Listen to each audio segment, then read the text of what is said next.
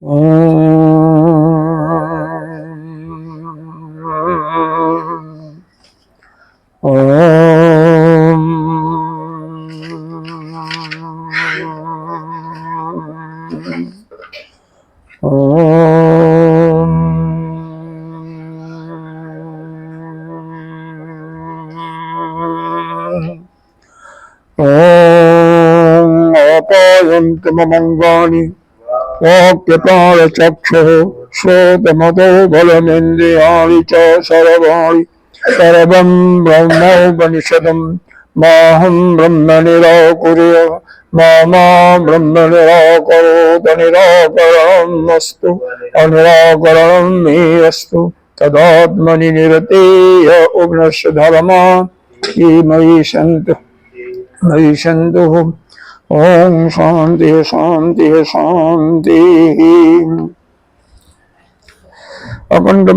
शंकरं शंकराचार्यं केशवं बादरायणं सूत्रभाष्य कृतौ वन्दे भगवन्तौ पुनः पुनः। शरो गुरुरात्मेति मूर्तिभेद विभागिने व्योमवत् व्याप्तदेहाय दक्षिणामूर्तये नमः। अखण्डमण्डलाकारं व्याप्तं येन चराचरं तत्पदं दर्शितं येन तस्मै श्रीगुरुवे नमः। अज्ञानतिमिरान्धस्य ज्ञानाञ्जनशलाकया चक्षुरुन्मीलितं येन तस्मै श्रीगुरुवे नमः। गुरुर्ब्रह्मा गुरुर्विष्णु गुरुर्देवो महेश्वरः गुरुः साक्षात् परं ब्रह्म तस्मै श्रीगुरुवे नमः। त्वमेव माता च पिता त्वमेव बन्धो च सखा त्वमेव विद्या द्रविणं त्वमेव सर्वं मम देव देव। गजाननं भूतगणाधिसेवितम् अभेदजम्बो फलचारुभक्षणम् उमाशतं शोकविनाशकारकं नमामि विघ्नेश्वरपादपङ्कजम्। अनंत श्री विभूषित नित्य प्रातः स्मरणीय वंदनीय अर्चनीय पूजनीय 1008 श्री पंचायती महानिर्वाणी अखाड़ा के वरिष्ठ श्रोती वरिष्ठ महामंडलेश्वर एवं उत्तर प्रदेश समाज के अध्यक्ष श्री सद्गुरुदेव भगवान के चरणों में कोटि कोटि नमन बंधन। यहाँ पर उपस्थित ब्रह्मचारी श्री कृष्ण चैतन्य के अंतःकरण में स्थित उस आत्मस्वरूप परमात्मा को नमन करते हैं। तीसरे अध्याय का बाला मंत्र ओम असौ आदित्यो देवमधु तस्य देवैव तिरश्चीन वंशो अंतरिक्षम आपूपो मरीचः पुत्रः यानी असौ वह यह आदित्य के लिए आया है कि वह असौ मतलब वह जो आदित्य है वह माने ये निश्चय ही क्या है असौ वह आदित्य देव मधु वह आदित्य जो है देवताओं का मधु है। तस्य देव एव और दो लोक ही जो है उसका क्या है बांस है। जैसे तिरछा बांस होता है अंतरिक्ष के सहारे से अंतरिक्ष में रहने वालों के लिए ऐसा मालूम होता है कि दो लोक बांस जैसे तिरछा लटका हुआ है। और उस जो हम भूमि पर देखते हैं पृथ्वी लोक में भूलोक में देखते हैं कि मधुमक्खी जो होती है छत्ता जो लगाती है कोई काष्ठ बांस हो या कोई अन्य हो जब हल्का सा तिरछा होता है तो उसी में अपने छत्ता लगाती है। तो इसका मतलब यहाँ पर यह हुआ अंतरिक्ष ही जो है छत्ता है क्योंकि अंतरिक्ष से देखने पर वह जो लोग तिरछा सा मालूम पड़ता है बांस में जैसा है। तो छत्ता जो है मधु का वही है।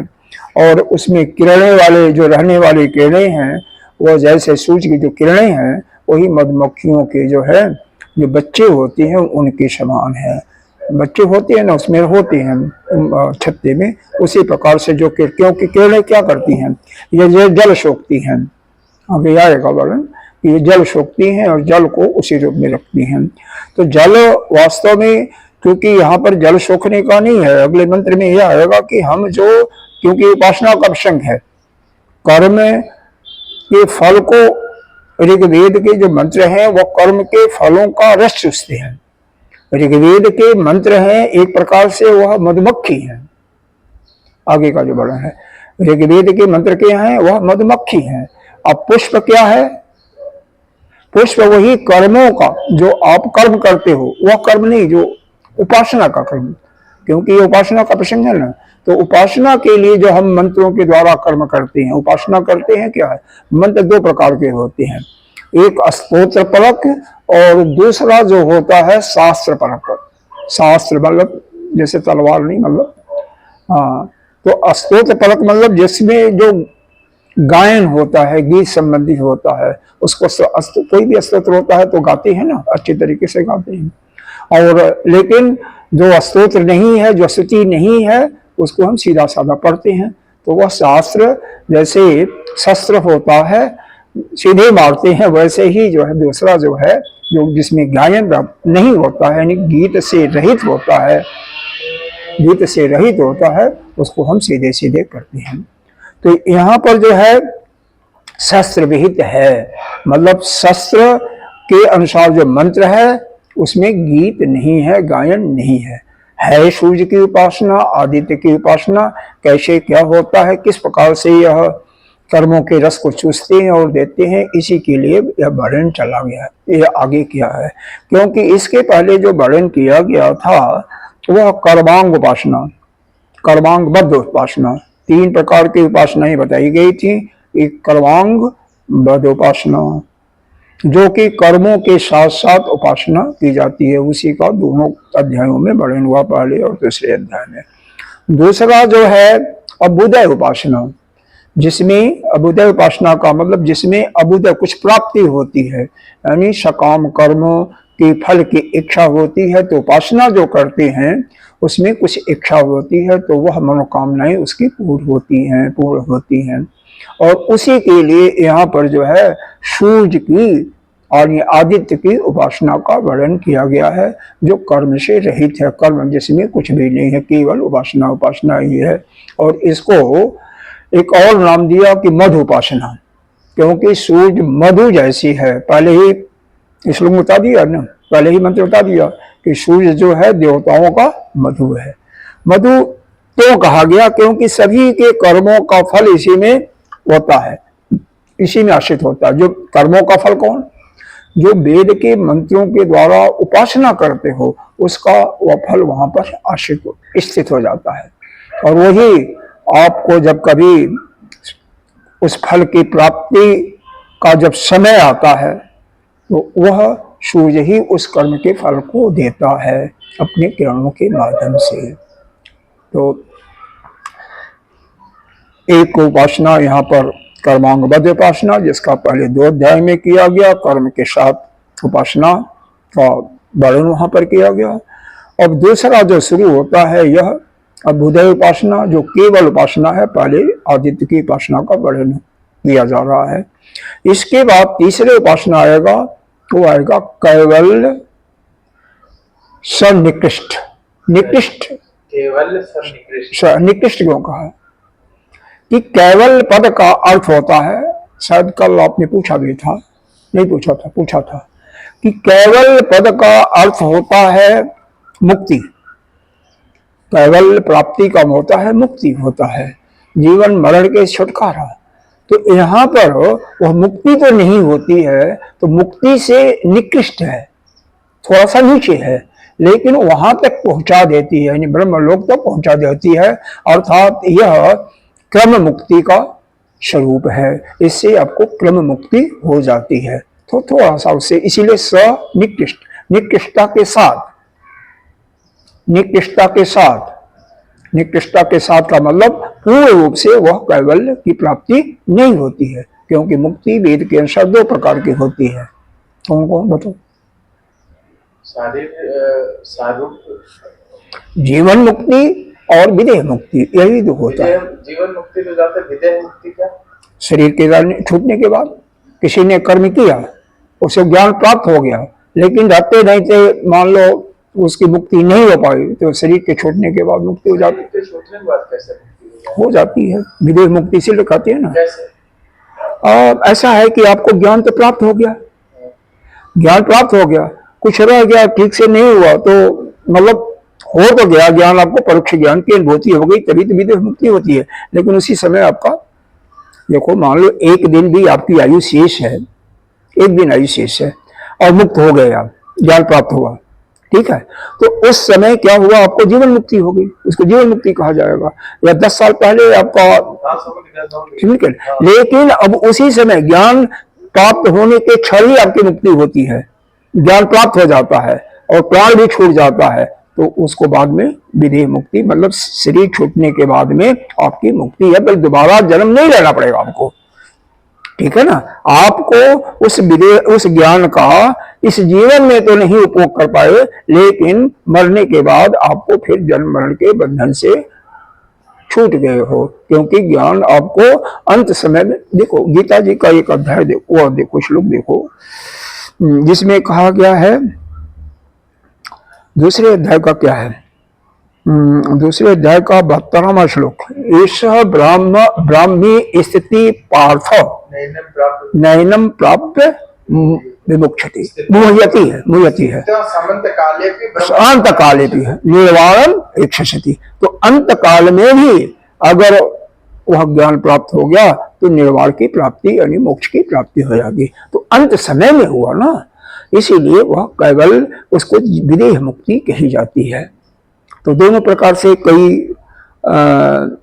ऋषि लोग हुए हैं, कुछ विदेह मुक्त हुए हैं, जीवन मुक्त के उदाहरण भी बहुत हैं, जितने भी ज्ञानी हो जाते हैं। अभी भी हमें अच्छे से समझ नहीं आई, देखो दूसरे अध्याय का वो 72वां श्लोक का समझ रहे हो ना, तो अंत काल में भी, मतलब अंत काल में प्राण निकलने वाले हुए तब ज्ञान हो गया, ज्ञान हो गया, वो विदेह अपने निकल गया और स्वरूप की प्राप्ति हो गई, वही ज्ञान, हाँ ज्ञान की प्राप्ति हो, मतलब प्राण निकल वो विदेह, हाँ प्राण निकल गया, ज्ञान की प्राप्ति हो गई, लेकिन आपका प्राण निकल गया, इसीलिए वो विदेह मुक्ति हो गई, अंतकाल में ही ज्ञान, अंतकाल में ज्ञात हुआ, विदेह मुक्ति। हाँ, और मान लो आज ही ज्ञात हुआ, जैसे गुरुदेव या अन्य कई महात्मा ऐसे हैं कि ज्ञान प्राप्त के चौथी, अपने स्वरूप में स्थिति के लक्षण क्या है, कैसे हो जाओगे स्थित अपने स्वरूप?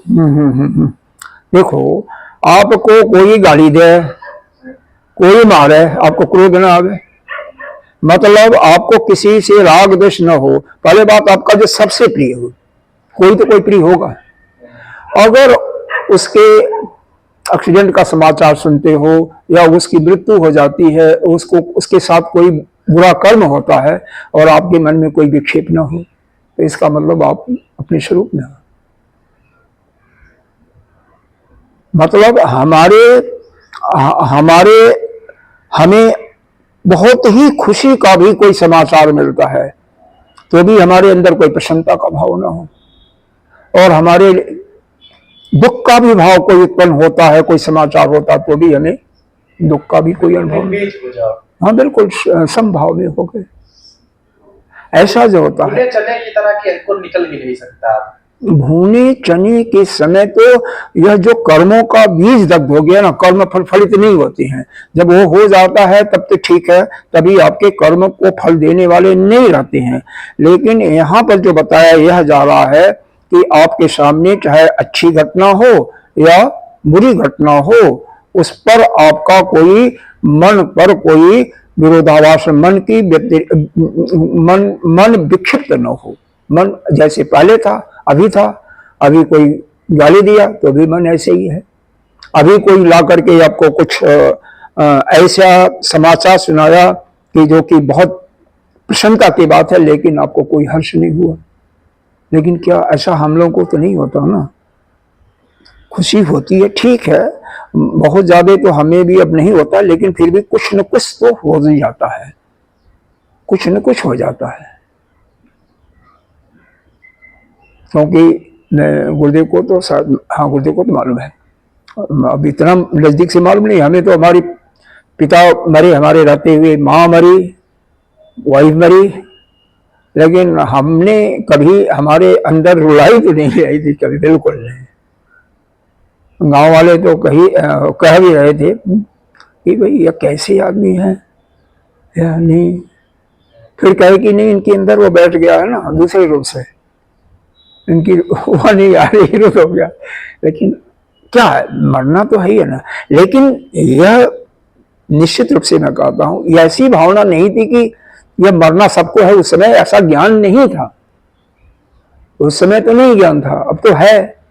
और उसके बाद भी प्रसन्नता तो होती है और दुख भी होता है, ऐसी बात नहीं है। कई घटनाएं घटती हैं तो कुछ न कुछ तो मालूम होता है। अब बिल्कुल जब नहीं होगा तो इसका मतलब अवश्य नहीं, मतलब मन पर किसी प्रकार का कोई व्यतिरिक्त ना आवे, कोई विक्षिप्त भावना ना आवे। जैसे मन पहले वैसे ही मन, यही पहचान है वैसे ही। और किसी से राग द्वेष ना हो, किसी से राग द्वेष ना हो। गुरुदेव कहते नहीं है, अरे कोई आपको कुछ किया या किसी के साथ हुआ कुछ, तो उसके पिछले जन्मों के कर्मों के फल के कारण ऐसा हुआ। उसको कौन सा श्लोक है, गीता जी का ही कोई श्लोक था, उसको, या हो सकता है उपनिषद का रहा हो, कि उसको दुख देने वाला न तो कोई ग्रह है न कोई ईश्वर है। कहते नहीं है कि ईश्वर के कारण दुख हुआ, ईश्वर दुख दे रहा है, या कोई ग्रह के कारण, कोई कहता है टोना जादू कुछ दे दिया उसके कारण दुख हो रहा है, कोई कहता है बीमारी के कारण हुआ। तो इस पर गुरुदेव ने कहा था कोई भी नहीं है, ईश्वर को कुछ नहीं पड़ा है। मानस में भी ऐसे है ना, हाँ, सो परत्र दुख पावे सिर दुर्जन पछताए। हाँ, दुर्जन पछताए, वहां भी ईश्वर है, क्या दोष लगा है। तो यह सब होता है, लेकिन क्या है, अपने ही कर्मों का फल। यही जब अच्छी तरह से मन में दृढ़ता हो जाती है ना कि कोई कुछ करने वाला नहीं है, कोई कुछ आपको दे भी रहा है किसी भी कारण से प्रसन्न होकर के, या किसी कारण से, यह समझो कि उसने पहले लिया होगा तो दे रहा है, हमारा ही होगा तभी तो मिल रहा है हमें। मतलब कोई प्रसन्नता ना हो, या कोई आपका ले भी जा रहा है तो भी आपको दुख ना हो, तो इसका मतलब आप अपने स्वरूप में स्थित हैं। लेकिन दुनिया में प्रलय हो जाए लेकिन हम पे हाँ, कोई फर्क नहीं। राजा जनक को चौथी स्थिति में थे, लेकिन यह हुआ कि जल रहा है, महल जल रहा है, निवास जल रहा है, लेकिन वह ज्ञान सुन रहे थे और वो नहीं गए। सारे जितने भी ब्रह्मचारी थे और महात्मा थे सब भागे अपना कमंडल और बिस्तर लेने के लिए, लेकिन वो तो नहीं गए। लीला मात्र थी ये उनकी परीक्षा लेने वो, हाँ, वो परीक्षा लेने के लिए लीला मात्र थी। किसकी थी, कौन से ऋषि बताओ, कौन थे, कौन थे कि कौन परीक्षा ले? जाग्वल्क के थे, जाग्वल्क, अष्टावक्र नहीं थे। अष्टावक्र जो है वो तो जनक, राजा जनक ने प्रश्न पूछा था। वो बताइए मतलब क्या ऐसी कहानी थी जब आग लग गई थी, अय्या के बलक से क्या सीख रहे हैं? यहाँ पर यह घटना थी कि जब, जैसे मान लो मैं पढ़ा रहा हूँ, चार पांच लोग बैठे हुए हैं, तो कोई किसी विशेष व्यक्ति के लिए जब तक वो नहीं आता तब तक हम शांत हैं, नहीं शुरू करते हैं। तो राजा जनक कभी नहीं आते थे, तो गुरुदेव किसी न किसी बहाने से, वही जाग्वल्क के महाराज उनके गुरु भी थे, उपरहित, हाँ उपरहित कहिए, गुरु कहिए, हाँ कुलगुरु, हाँ, तो वो शुरू नहीं करते थे। अब यहाँ पर आरोप लगाया बाकी लोगों ने कि यह राजा होने के नाते उनको ज्यादा प्रेम करते हैं, गुरुदेव जो है उनको ज्यादा प्रेम करते हैं, और बिना उनके आए हुए यह कक्षा का प्रारंभ नहीं करते हैं, कक्षा का प्रारंभ नहीं करते हैं, स्वाध्याय नहीं कराते हैं। उन्होंने फिर कहा कि ठीक है परीक्षा लेते हैं। हाँ, परीक्षा लेने में फिर यह हुआ कि वह बैठे, वह पढ़ रहे हैं, और बाकी तो सब, क्योंकि बाकी अभी अपनी स्थिति में नहीं थे, उस स्थिति को नहीं प्राप्त किए थे, और वह राजा जनक उस स्थिति को प्राप्त कर लेते। उनको यह पूर्ण रूप से देह हो गया था कि जो कुछ है यह आज है, कल नहीं रहेगा, सब नष्ट होने वाला, उसमें हमारा कुछ नहीं है। तो व्यवहार करते हुए भी हमारे मन में किसी प्रकार का व्यतिरेक नहीं होता है, इसका मतलब हम ज्ञान की चौथी भूमिका में तो कम से कम आई गए हैं, और फिर आपका जीवन मुक्ति हो ही गई। मतलब फिर आपको जन्म मृत्यु के चक्कर से फिर नहीं फंसना, जैसे अपने गुरुदेव हैं और कई बड़े बड़े संत हैं जो इस स्टेज में आ गए हैं। लेकिन इसका मतलब यह नहीं है कि व्यवहार में मतलब हमेशा तो उसी भूमिका में नहीं रहेगा ना। जब नीचे आएगा तो जैसे अब शास्त्र, विशेष करके शास्त्र से प्रेम होता है, कमंडल से या कुछ है, तो भाई वो तो रहता है, वो तो छठी स्थिति में जाकर के यह सब खत्म हो जाता है, कुछ न कुछ तो रह ही जाता है। तो चाहे शास्त्र ले जाओ चाहे कुछ ले जाओ, उसमें कोई फर्क नहीं पड़ना, वह स्थिति अलग है, अवस्थाएं हैं। अच्छा चलो आगे बढ़ते हैं। तो यहाँ पर आपको दो बता दिया ना, तीसरा बोलना मत,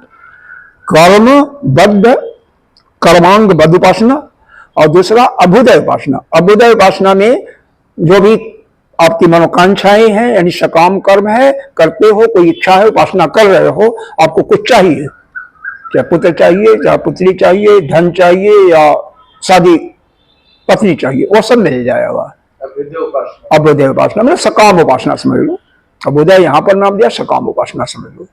ऐसे तो सभी करते हैं, प्रायः सब लोग करते हैं, 99.9% सकाम उपासना ही करते हैं। तीसरी उपासना है केवल सर्वनिकृष्ट उपासना, मतलब मुक्ति तो नहीं होगी लेकिन बाद में मुक्ति हो जाएगी, यानी क्रम मुक्ति। तो यह उपासना आगे बताया जाएगा, छठे अध्याय में शायद बताया जाएगा, आगे जाकर के श्वेत केतु वगैरह का प्रश्न होगा, फिर वहां पर वह सब चलेगा। तो अभी यह कर्मांग उपासना, कर्मांगबद्ध उपासना 2 अध्यायों में बताया गया। अब यहाँ पर सकाम उपासना यानी अभ्युदय उपासना के विषय में चर्चा चल रही है, दूसरी उपासना में, जो कि आदित्य की उपासना से शुरू किया गया। और इसमें मंत्र को ही मधुमक्खी बताया गया, और जो कर्म है उसके जातक के जो कर्म है, कर्म कौन सा, यह जो कर्म करता है वह नहीं, बल्कि जो उपासना रूपी कर्म कर रहा है, क्योंकि ये उपासना का ही प्रसंग है ना। तो उपासना के यानी मंत्रों का जो ऋचाओं का जो चिंतन कर रहा है, ऋचाओं के माध्यम से जो हवन कर रहा है इत्यादि या स्तुति कर रहा है, तो उन ऋचाएं ही मधुकर है, यानी वही मधुमक्खी है, वही कर्मों के रस को चूस करके, और वह रस क्या है बताया जाएगा, वही ऐश्वर्य, शरीर की कांति देने वाले, बल को देने वाले, इंद्रियों के स्थिर करने वाले और स्त्रियों में उत्साह देने वाले, बल प्रदान करने वाला, वही कांति जो है सूर्य को आदित्य के पास वह रख देंगे, मतलब वहां पर आपका आश्चर्य पड़ा रहेगा। और जब फिर कभी समय आएगा, क्योंकि कर्म जो करते उसका फल तत्काल नहीं मिलता, पूरा नहीं मिलता, कुछ मिल जाता है बाकी पड़ा रहता है। तो जब समय होता है आप कहीं भी रहो, वह फल आपको फल देगा, वह सूर्य की किरणें उसको जाकर के फल को देंगी। अच्छा, अब पहले मंत्र में कुछ भाष्य रह गया था, ध्यान है ना? कहाँ तक हुआ था, कुछ ध्यान है? कहाँ तक हुआ था? हाँ नहीं ध्यान है, चलो मैं बता देता हूँ। हाँ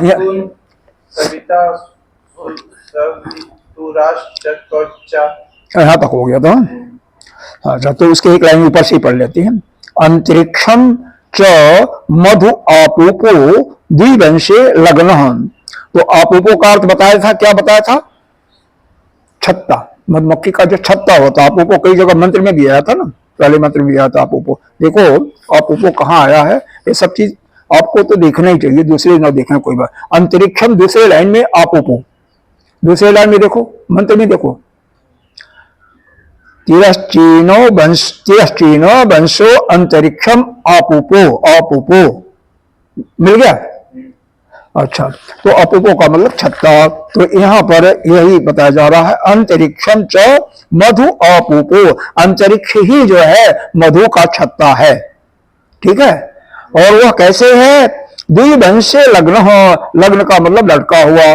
वह जो छत्ता जो है बांस पर, यह क्या है? अंतरिक्ष से ऐसा प्रतीत हो रहा है कि द्युलोक बांस पर तिरछा लटका हुआ है, और उसी में अंतरिक्ष छत्ता है, मतलब अंतरिक्ष उसी में स्थित है, उसी पर छत्ता, मधु का छत्ता है। तो मधु का छत्ता मधु नहीं लगा रहे हैं, बल्कि यह कर्मों के रूप में जो कर्म इकट्ठा हो रहा है ना, सूर्य के किरणों का, वह छत्ता है। जो हम उपासनाएं कर रहे हैं उनके कर्म इकट्ठा हो रहे हैं, जो कि सूर्य की किरणें अभी दूसरे मंत्र में आएगा कि इधर से उधर ला करके, पूर्व दिशा से ला करके वहां पर चूसती है, जैसे मधुमक्खी क्या करती है, फूलों के रस को पहले ग्रहण करती है और फिर जा करके छत्ते में उगल देती है, छोड़ देती है। उसी प्रकार से यहाँ पर वह सूर्य की किरणें ही वह उसको इकट्ठा करती हैं, आपके कर्मों को मंत्रों के द्वारा जो आप आह्वान करते हो, और फिर वहां पर रख देती हैं। हर एक का अलग अलग पड़ा रहता है। अच्छा, मधु आपूप सामान्य अंतरिक्षम मधु आपूपो मधुनः सवितुः आश्रय तवाच, मतलब वहां पर लटके हुए बांस जैसे वह लटकता हुआ ऐसा प्रतीत हो रहा है, और उसी में मधु का छत्ता जो है वह सवितु सूर्य के आश्रय में स्थित रहता है। मतलब सूर्य के आश्रय में ही वह छत्ता, मधु का छत्ता जो है स्थित है। मरीचयो रश्मि, सूर्य की जो रश्मियां हैं, जो सूर्य, मरीचि भी नाम आदित्य का ही है, सूर्य का ही नाम है। शायद एक दिन बताया भी था, बार होना तो याद नहीं रहता, धीरे धीरे वो अभ्यास करने से होता है। तो मरीचि यानी सूर्य की रश्मियां ही रश्मिस्ता आपो क्या खींचती हैं, जल खींचती हैं ना। पृथ्वी से क्या करती हैं, जल खींचती हैं, यानी उसमें जल भरा रहता है। कहां से, समुद्र से, नदी से, और जहां पर पानी होगा वहां जल खींचती है। तो यहां पर जल खींचने का मतलब जो आप उपासना करते हो, उपासना में क्या करते हो, कहीं दूध चढ़ाया, दही चढ़ाया, मधु चढ़ाया, चाहते हो ना, तो वह जो रस को खींचती हैं। यहाँ पर जल का मतलब नहीं है, जल तो खींचती हैं, ठीक है, तो बादल को देख करके बरसाती हैं, वो बात अलग है। लेकिन यहाँ पर जो हम उपासना के माध्यम से जो अर्पण करते हैं वसु इत्यादि देवताओं के निमित्त, उसको खींच करके, चूस करके वहां पर रखती हैं छत्ते में। भौमा सविता आकृष्ट, सविता आकृष्ट, तो यह भौमा का शब्द हुआ कण होता है। यहाँ पर देखो टिप्पणी में यहाँ पर लिखा हुआ है, अब यहाँ पर टिप्पणी तुम्हें बताया नहीं था, यहाँ पर दिया हुआ है। भौमा के ऊपर एक दे दिया साइड में, और उसमें लिखा इति, और च उद्भय इति युक्तम, मतलब जो अणु होते हैं, उद्भय मतलब पानी से, जल से, यानी रस से वह युक्त होती है, ठीक है, उसके साथ होती है। सावित्र आकृष्ट, मतलब सूर्य जो उसको आकृष्ट कर लेता है, अपने तरफ खींच लेता है। एता व आप स्वराजो जत मरीचय इतिह विज्ञापन्ते, इसीलिए वह जो मरीचि है, सूर्य जो है, उसके किरणों में चूंकि क्या हुआ है, जल रूप भरा हुआ है, रस भरा हुआ है, तो क्या होता है, वह आकाश में प्रकाशित दिखाई देती हैं, मतलब प्रकाशित होती हैं, ये दिव्यमान मालूम होती हैं। यहाँ पर विज्ञायन्ते शब्द दिया हुआ है, तो विज्ञायन्ते का मतलब प्रकाशित होती हैं। एता वाप, इसी कारण, एता माने इसी कारण से, आप स्वराजो जन मरीच, वह मरीच का, यह जो स्वराज का मतलब है, यह जो जल को आकर्षित खींचती है अपने तरफ, तो इत यह विज्ञापनते, उसी के कारण, जल नहीं है बल्कि वह रस है, तो उसी के कारण से वह दीप्यमान होती हैं, यानी प्रकाशित होती हुई दिखा दे देती है। ता अंतरिक्षम मधु अपूप, देखो अपूप शब्द बारंबार आ रहा है, हा? तो वह अंतरिक्ष ही जो है मधु का छत्ता है।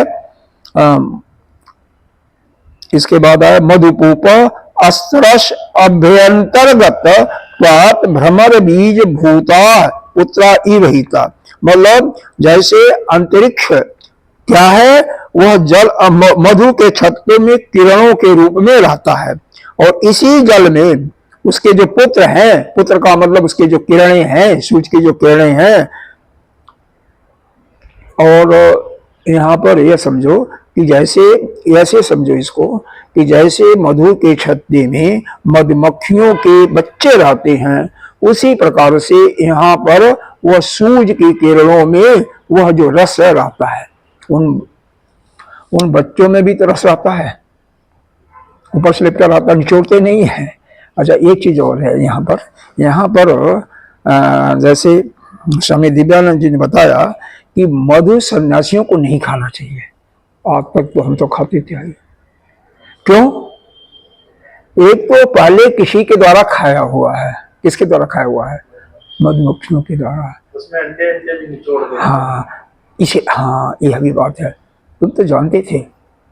हम तो देखे है ना निचोड़ते हुए, तो हाँ। बताते अंडे उसमें व्हाइट व्हाइट अंडे रहते हैं, तो इसलिए निकालते ना वैसे करके पूरा निचोड़ते हैं। तो एक तो झूठा होता है और दूसरे जीव हत्या भी होती है, इसलिए सन्यासी को नहीं। मांसाहारी टाइप का होता है। हाँ हाँ बिल्कुल सच है, लेकिन हमने तो बहुतों को देखा खाते हुए, खाते क्या किया, दवा के रूप में खाते हैं।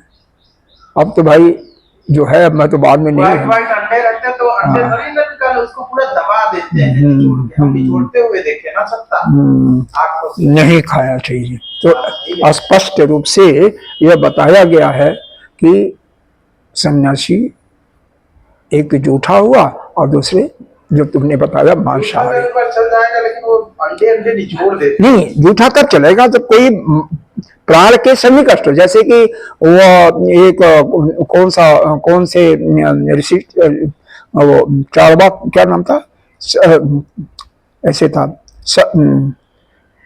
कौन सा नाम नहीं वो था, अश्वाइन ऐसे कुछ नाम था ना, तो उन्होंने जूठा खाया था। तो प्राण निकलने वाला दवा के रूप में जरूरी है, तो इसमें खा सकते हो दवा, वो जूठा चल जाएगा। हाँ, लेकिन वो मांसाहारी होने के नाते यह जो लहसुन प्याज है उससे तो बहुत ही निकृष्ट है। यह लहसुन प्याज तो ठीक है, उसके अपेक्षा से ठीक है, उसके अपेक्षा ठीक है। और उसके अपेक्षा से ये जो चाय या क्या बोलता है या कॉफी, इसमें भी तो नाइकोटीन नामक एक वो होता है, जहर होता है, विष होता है, तमोगुणी होता है, तो उसके अपेक्षा से एक औषधि होती है लहसुन प्याज को, समझ लो। हाँ, यह औषधि लेकिन शरीर के लिए है। यही कहते हैं कि तमोगुण होता है थोड़ा उसमें। हाँ, इसीलिए तमोगुण होता है, इसीलिए नहीं लेना चाहिए। लेकिन फिर भी मतलब कोई, क्योंकि वह औषधि जो है शरीर के लिए हितकारी है, शरीर के जो रोगाणु हैं उनको दूर करने में सक्षम है, ठीक है। लेकिन मन को खराब करता है, हाँ, लेकिन मन को खराब करता है, मन को दूषित करता है, इसलिए यह सब चीजें नहीं लेना चाहिए। जो भी सात्विक विचारधारा है, जो वेदांत का साधक है, उसको इन सब चीजों से परहेज करना चाहिए। तो वेदांत के साधक को कम से कम लहसुन प्याज मांसाहारी चीजों, इन सब चीजों का पूरा पूरा सेवन करना चाहिए। चलो आगे चलें। कौन क्या करता है बाबू, इसको छोड़ दो, कभी नहीं लेना दूसरे का। हाँ, इसको तो कुछ नहीं करना, लेकिन ये चीजें बदबू बहुत आती है। हाँ, अब दूसरा मंत्र इसके बाद हम पढ़ते हैं। तस्य ये प्रांचो रश्मय तप्ता, तस्य यो प्राच्यो रश्मता, एवास्य प्राच्यो मधुनाड्यः, एवास्य प्राच्यो मधुनाड्यः, ऋच एव मधुकृत ऋग्वेद, ऋच एव मधुकृत ऋग्वेद, एव पुष्पम, एव पुष्पम। ये पूरा एक लाइन से पढ़ा जाएगा, फिर इसका अर्थ आएगा। ऋच एव मधुकृत ऋग्वेद एव पुष्पम, ता अमृता आपः, ता अमृता आपः, ता वा एता ऋचः, ता वा एता ऋचः। तस्य, तस्य किसके लिए आया, उस आदित्य के लिए। वह ए प्राच्यो, प्राच्यो का मतलब पूर्व दिशा, तो आदित्य की जो पूर्व दिशा की रश्में जो किरणें हैं, मतलब सूर्य की जो पूर्व दिशा की किरणें हैं, ता मतलब वो ही तस्य ए प्राच्यो रश्मिया ता एव, तो वही ही प्राच्यो मधुनाड्य, वही क्या है, यह पूर्व दिशा की तरफ का मधु के क्या है, वही छत्ता है, वही छत्ता है। और क्या है, पूर्व दिशावर्ती ऋच एवं मधुकृत ऋग्वेद एवं पुष्पम, और उसमें ही छेद है, छेद है, और वह रश्मियां ही, अरे ऋग्वेद के जो मंत्र हैं, यानी ऋग्वेद ही मधुकर है। ऋग्वेद दिया हुआ, तो ऋग्वेद वास्तव में मधुकर नहीं है, बल्कि ऋग्वेद के जो मंत्र हैं वही मधुकर हैं, वही मधुमक्खी हैं। और ऋग्वेद विहित कर्म, मतलब ऋग्वेद के अनुसार जो कर्म करता है या उपासना करता है, वह उपासना जो है, जो किया, जो कर्म किया, वही पुष्प है। तो ऋग्वेद के जो मंत्र हैं, उन पुष्पों के रस को निकाल करके खींचता है, निचोड़ता है, वे और साम आदि और जो वेद के मंत्र हैं, क्योंकि यह पहले बताया गया है कि जब कोई भी यज्ञ करता है तो 4 होते हैं पंडित लोग मुख्य रूप से, और फिर हर एक के 3-3 सहायक होते हैं, 4 चौका 16, 2 जजमान 18 होती हैं। ये यज्ञ की बात हो रही है। तो एक तो होता जो है वह ऋग्वेद के मंत्रों का उच्चारण करता है, और अज्जु जो है यह यजुर्वेद के मंत्रों का उच्चारण करता है, ऋज्जु। और दूसरा जो होता है सामवेद का जो गायन करता है उसको उद्गाता कहते हैं, और अथर्ववेद का ज्ञाता और सबका कंट्रोलर जो होता है, सबसे ऊपर होता है, उसको कहते हैं ब्रह्मा। तो सारे वेद के मंत्र का जहां जहां जरूरत होती है वो किया जाता है। तो ऋग्वेद के ही मंत्र या ऋग्वेद आदि कहिए, उनके मंत्रों के द्वारा जो उपासना की जा रही है, वह उपासना के फलस्वरूप जो कर्म हुआ ना, वही कर्म ही पुष्प है, और उन्हीं पुष्पों से वह पुष्प है, वही पुष्पों से वह मंत्र जो है, ऋग्वेद के मंत्र जो है उसके रस को चूसते हैं। चूस लिया और कहाँ रखते हैं? मधुमक्खी के छत्ता में डाल देते हैं, निचोड़ देते हैं वहां पर। अभी निचोड़ना दूसरे मंत्र, इसका भाष्य आएगा तो निचोड़ने की बात भी कही जाएगी। आइए भाष्य देखते हैं। तार अमृता, वही जो है पुष्प का जो रस है वही अमृत है। अमृत का मतलब यहाँ पर वो अमृत नहीं, मोक्ष नहीं, बल्कि वह उत्कृष्ट मतलब श्रेष्ठ है। वह श्रेष्ठ, क्योंकि अभी आपने बताया गया कि यह जो अध्याय शुरू हो रहा है यह क्या है? यह कैवल्य सन्निकृष्ट उपासना है। तो कैवल्य पद को नहीं दे रहा, बल्कि उससे थोड़ा सा नीचे, यानी क्रम मुक्ति का है। तो क्रम मुक्ति का है, इसका मतलब उत्कृष्ट तो हो गया ना, क्योंकि यह ब्रह्मलोक तक ले जाएगा, इसीलिए उत्कृष्ट है। अमृत तो नहीं दे रहा है, मुक्ति तो नहीं दे रहा है, लेकिन उसके निकट पहुंचा देता है। इसीलिए बताया अमृत आप। अमृत का मतलब और मुक्ति न समझ लेना, इसलिए इसको 2-3 बार मैं कहा। आप का मतलब वह जो चढ़ाते हैं उनके रसों को खींचता है, न कि जल को। ता वा येता ऋचा, वह जल ये ऋचाएं ही हैं, वेद के मंत्र की जो ऋचाएं हैं या मंत्र हैं, वही उस आप, वह आपके खींचने वाले हैं। वही आप अमृत ही, वही जल स्वरूप है, क्योंकि वही देने वाले हैं। जल का जहां अर्थ आएगा वहां पर रस ले सकते हैं। भाष्य में इसके देखिए, इस भाष्य को, इसको तो कम से कम समाप्ति करना दूसरे को। तस्य शरतु मधु आशस्य मधुनु ए प्राच्य। अब यहां पर देखो, तस् शब्द का अर्थ देखो, यहां पर देखो, भाष्य है ना तुम्हारे पास? भाष्य है ना? तो तस्य का अर्थ दिया है सवितु। तस्य किसके लिए प्रयोग आया है? सूर्य के लिए, आदित्य के लिए आया है। और फिर सवितु का अर्थ लगा रहे हैं, सविता का। मधु आशस्य, यह जो छत्ता है ना, मधु का जो छत्ता दिखाई दे रहा है उस बांस में, उसी का यह आश्रय है सूर्य आदित्य। मतलब यह ऐसा, यह दूरलोक जो है अंतरिक्ष से, अंतरिक्ष में जो बैठे वाला प्राणी है जीव, उसको कैसे दिख रहा है? तिरछा दिख रहा है, बांस पर खड़ा है वह जैसे। और उसी में अंतरिक्ष ही, क्योंकि सटे हुए है, तो अंतरिक्ष में ही वह मधु का छत्ता है। ठीक है, तो वही कह रहे हैं कि शरतु यानी सूर्य ही, आदित्य ही उसका, यह इस मधु का यानी मधु के छत्ते का क्या वही आश्रय है। मधुनो ये प्राच्य। अब प्राच्य शब्द का अर्थ दिया, देखो यह मंत्र में देखो प्राच्य शब्द आया, प्राच्य का अर्थ दिया प्राचाम दिशि गता, प्राचाम दिशि गता। तो पूर्व दिशा की तरफ, ठीक है ना, पूरब की दिशा में गया। क्या? रश्मेय, रश्मि आया है, रश्मेय का मतलब तो रश्मि, इसका कोई अर्थ नहीं किया। एवाश्य, एवाश्य का अर्थ किया, इसका भी कोई खास अर्थ नहीं किया। मतलब एवाश्य एव अश्य, इसका संधि विच्छेद होगा तो एव अश्य। अश्य का मतलब वही आप उपो होता है, यानी छत्ता होता है। एव आश्य का मतलब आपूपो, अश्य का मतलब आपूपो, एव का मतलब भी हो जाएगा ये भी। इस प्रकार से ये मधु का जो छत्ता है वह क्या है, प्राच्य, पूर्व दिशा। प्राच्य का अर्थ किया, फिर देखो, प्रागश्चान मधुनो मधुनो मधुनो, बस यही है, मधु नाड्य अलग हो जाएगा। मतलब यहां पर यह बता रहे हैं पूर्व, उसका आधार छिद्र है। पूर्व दिशा में यह जो प्राग छान जो शब्द आया है ना, उसका मतलब होता है छिद्र। यह मधु के निकलने जाने के लिए, प्रवाहित करने के लिए वो छिद्र है। भाई छिद्र होगा तभी तो छत्ते में कोई डालता है। छत्ते को अगर ध्यान से देखो, मधुमक्खी के छत्ते को, तो छोटे छोटे छिद्र होते हैं, उसी से मधु टपकता भी है और उसी के द्वारा हाँ, उसी में मधुमक्खी डालती भी है, उसी के माध्यम से डालती भी है, सब कुछ रखते हैं।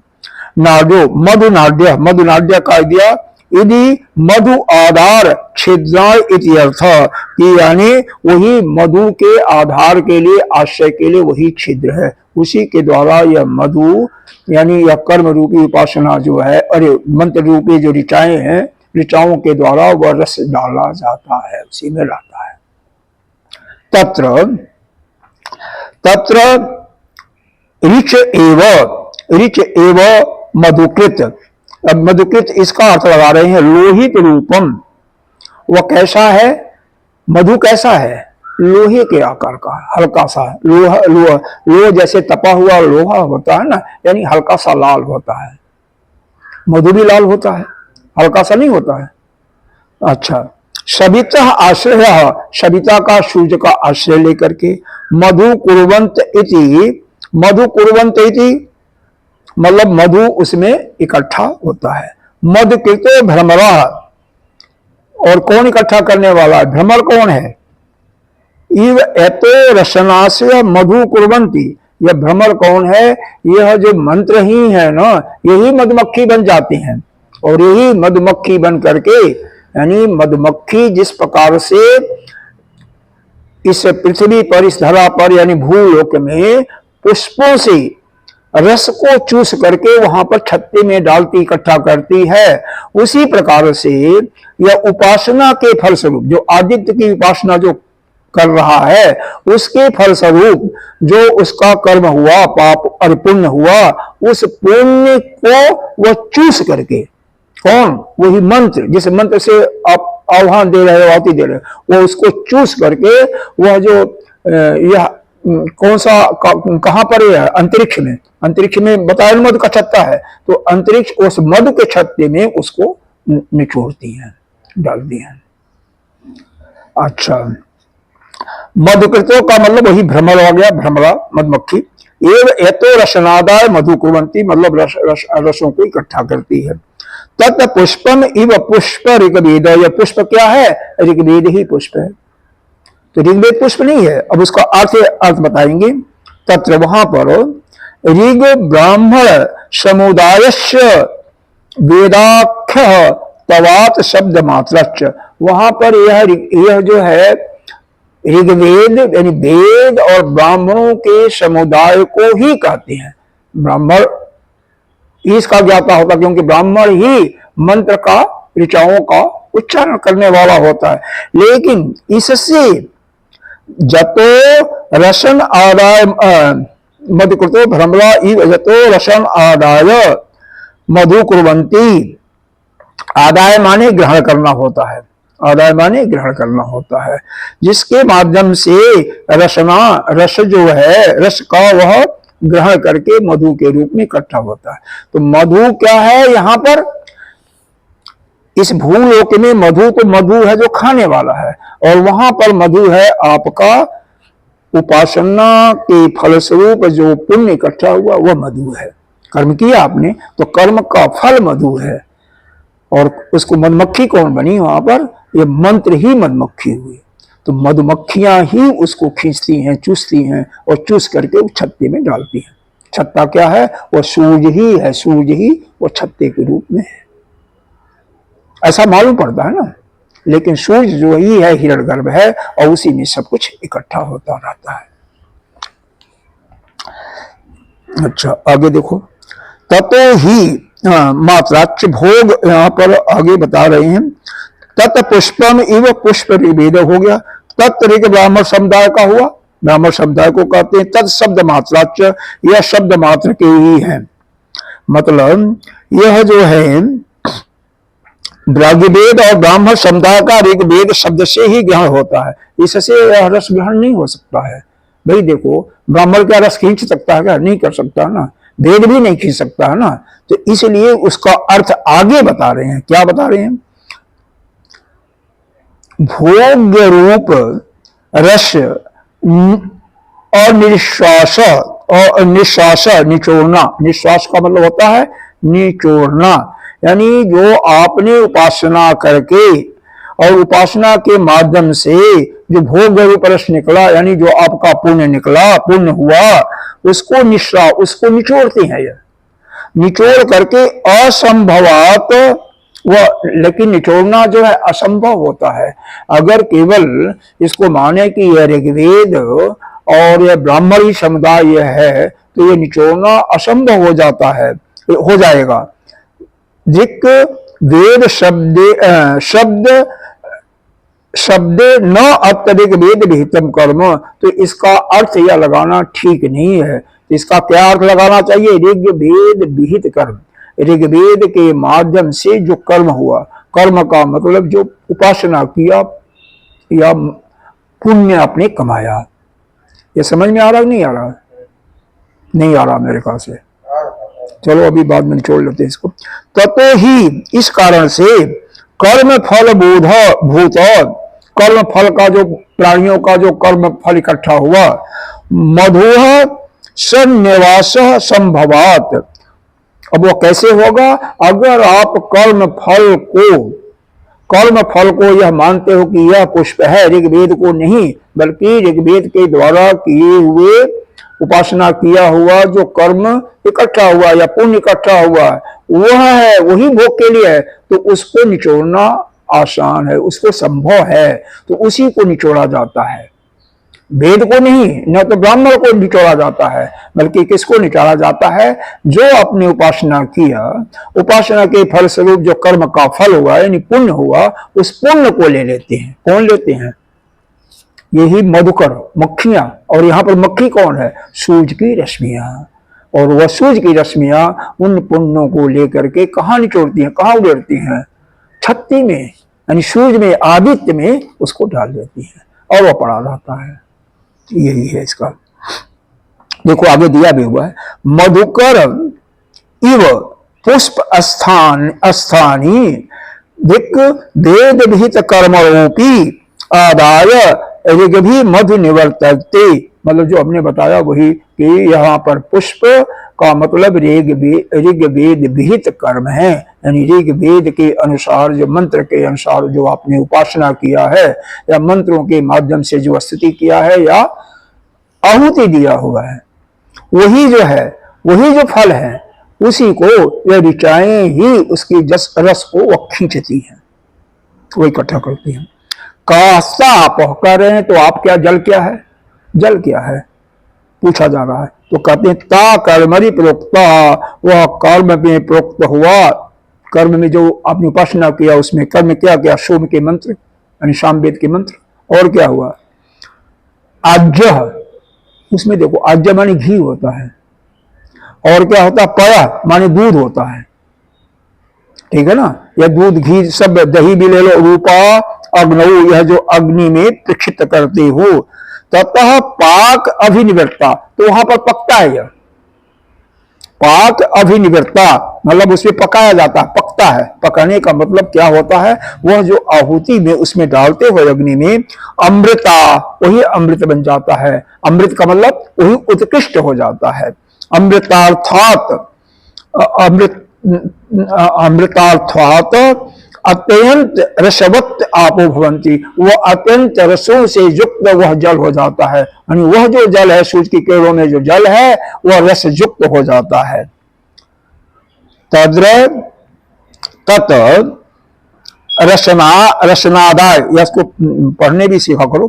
तत् रसनादाय, यह तद्र रसनादाय कह रहा ना, तो यह हो जाएगा तत् रसनादाय यानी उस रसन को ग्रहण करने के लिए तावा याता ऋचा कौन होते हैं? ये ऋचाएं ही हैं। पुष्पेभ्यो और उन पुष्पों से यानी वो जो कर्म का फल जो आपने वेद वेद कर्म किया, रसन आददाना ए भ्रमरा ऋचः, ये ऋचाएं ही भ्रमर हो करके उसको चूसती हैं, उसको खींचती हैं, उसको लाती हैं। सीधे इसको इस प्रकार से समझो कि जिस प्रकार से इस भूलोक में कोई छत्ता है, कोई काष्ठ का तिरछा छत्ता होता है, कोई पेड़ है, वृक्ष है या बांस है, उस पर मधुमक्खियां जितने भी नाना प्रकार के फूल पौधे होते हैं, फूलों से रस चूस करके वहां पर अपना एक छत्ता बना करके रस को उचेड़ मतलब डालती हैं, उड़ेलती हैं, रस को डालती हैं।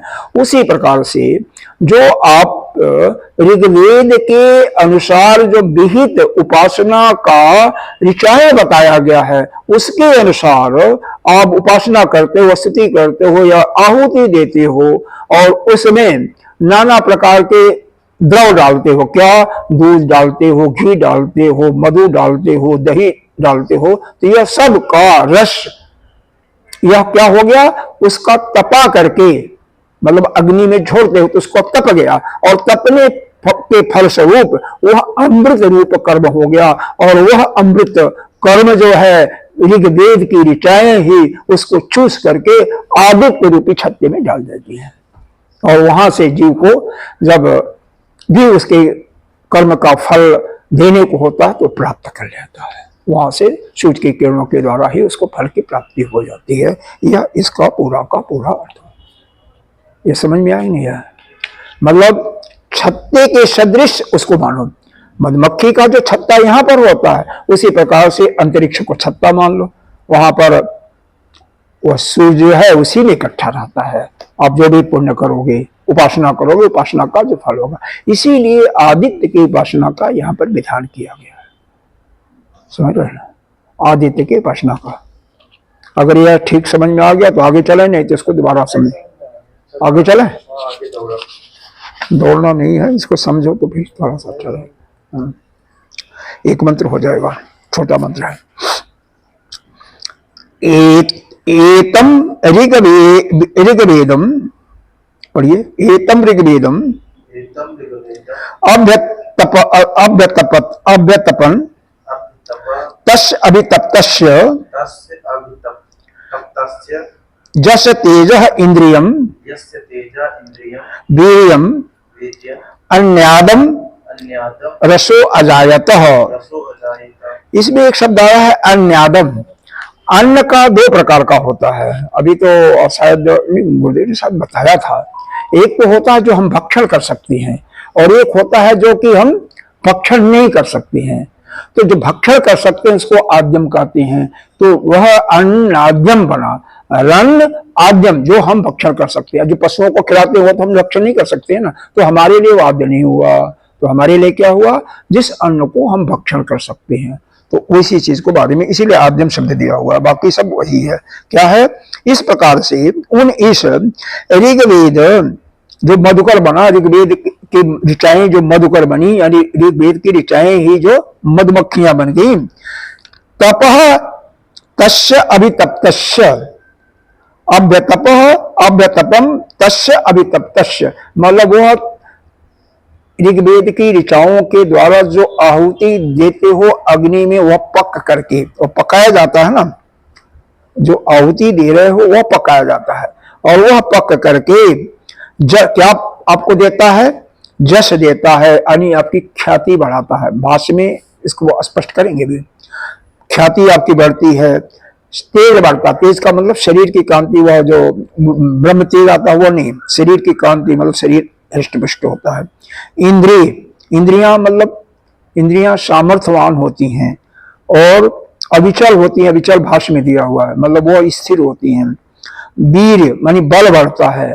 अन्यादम यानी अन्न प्राप्त होता है, जो खाने वाला अन्न, ऐसा अन्न जो कि आप भोग भी सकते हो। रसो अजायतः, और इस प्रकार से वह जो रस प्राप्त होता है उससे यह सब सारी चीजें बढ़ती हैं। यानी उससे आपका ख्याति बढ़ती है, शरीर की कांति बढ़ती है, इंद्रिय स्थिर होती हैं, आपका बल बढ़ता है और आप भोगने युक्त पदार्थ को भी खाते हैं। भाष्य में देखो, एतम ऋग्वेद विहितम कर्म, एतम शब्द का दिया, एतम ऋग्वेद का मतलब ऋग्वेद विहित कर्म, यह ऋग्वेद के अनुसार जब उपासना आप कर रहे हो, कर्म का मतलब उपासना, पुष्प स्थानीयम अव्यतपत अभितापम कृतवत्त वैता ऋचा कर्मणि प्रयोक्ता, मतलब यह जो जैसे यह यहाँ पर पुष्प में जैसे मधुमक्खी वही चीजें फिर आएंगी, तो ऋग्वेद के विहित जो आपने उपासना किया तो वह जो पुष्प हुआ, पुष्प क्या हुआ, क्या हुआ, समान हो गया, समय समाप्त हो गया। चलो फिर यहीं पर कर देते हैं। मतलब वही है कि मतलब ऋग्वेद विहित जो पुष्प है वह पुष्प क्या है, आपके उपासना का ही फल है, कर्म है, कर्म का तप है, वही फल ही तपाया जाता है। अब फल में अब उपासना क्या की हो, एक तो मंत्रों के द्वारा ऋचाओं को पढ़ा है, आपने स्तुति किया है और उसमें कुछ द्रव छोड़ा है, घी दूध दही मधु इत्यादि, यह सभी उपासनाओं में लगता है, पूजा में लगता है। तो उन्हीं के द्वारा वह तपा करके वह रस बनता है, वही रस जो है अमृत होता है, जो कि अमृत के रूप में होता है, जो कि आपका तेज बढ़ाता है, आपकी ख्याति बढ़ाता है, आपका बल बढ़ाता है और आपके इंद्रियों को भी स्थिर करता है, उनमें सामर्थ्य देता है, उसमें भी ओज देता है, यह है। तो इसलिए उपासना का यह फल है। अब थोड़ा विस्तार रूप में फिर अगली बार इसको बता देंगे। ओम पूर्णमदः पूर्णमिदं पूर्णात् पूर्णमुदच्यते पूर्णस्य पूर्णमादाय पूर्णमेवावशिष्यते। ओम शांति शांति शांति। हरि ओम। आपको यही बना दे।